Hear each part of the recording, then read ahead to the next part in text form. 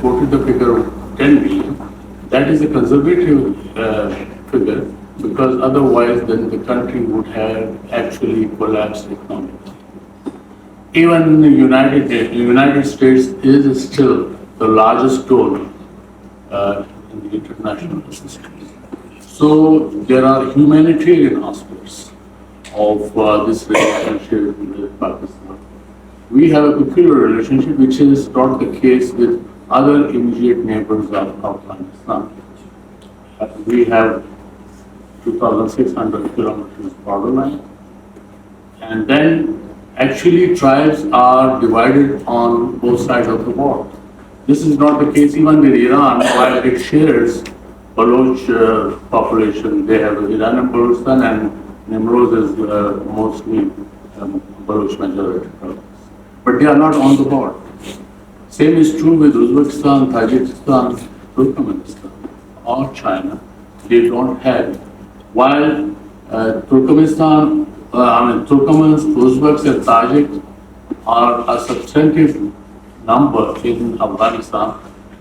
Socially, they don't align with the countries Turkmenistan, Tajikistan, and Uzbekistan because of more than 70 years of Soviet influence. Their 4-5 generations have transformed themselves. 100% tracy they don't align, they can't align with the Afghan, Uzbeks, Tajiks, or Turkmens.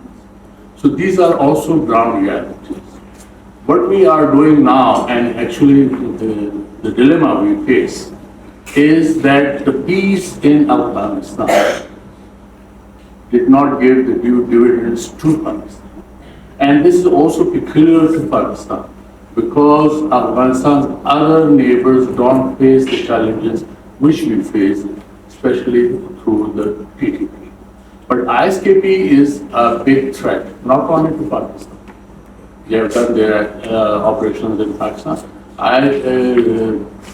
ISKP has launched rocket attacks in Tajikistan and Uzbekistan.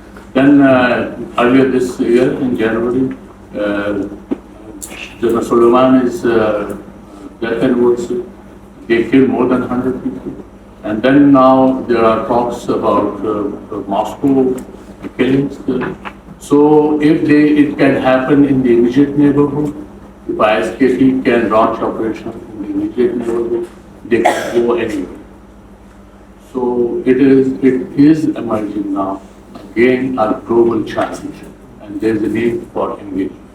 And I can share with you that there are certain Western countries which tip off to the Taliban, have organized ISKP, and they take action. This is also a reality. This is also a reality that there is less corruption in Afghanistan. I'm not saying this. International opinion is of. It is also true that narcotics is at its all-time low. I'm not saying this. UNODC has endorsed it. So these are also positives which are. Negatives are also there, especially human rights, especially girls' education and their right to vote. But what to do? They are in control.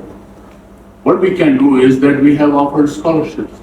This time, this is our third phase which has started with 4,500 scholarships, and that includes 1,500 scholarships for the girls. So, and that has happened when the Taliban are ruling. So there is a way to engage.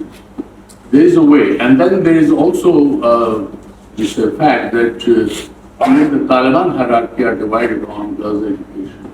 Initially, 4 decades ago, Iran was isolated for a brief period. But what happened now? They are recognized. They are recognized by overwhelming majority of the countries. So the underlying point is engagement. We cannot dictate terms to anyone who has ruled Afghanistan, irrespective whether it was monarchy, and then Sardar Daoud's period, and then onwards the communists, and then the Mujahideen rule, and followed by Taliban. These Mujahideen, they could not forge unity in their ranks, even while taking oath in Makkah. So what to do? Unless Afghans are united, no one can do anything for Afghanistan. It is in our hands. So the important point I'm trying to make is it is the unity of Afghan, irrespective of their religious or ethnic affiliation. That works, their immediate neighbors or others can't help unless they are. And this has been, unfortunately, the hallmark, at least since I was and then they left, the kind of destruction they had.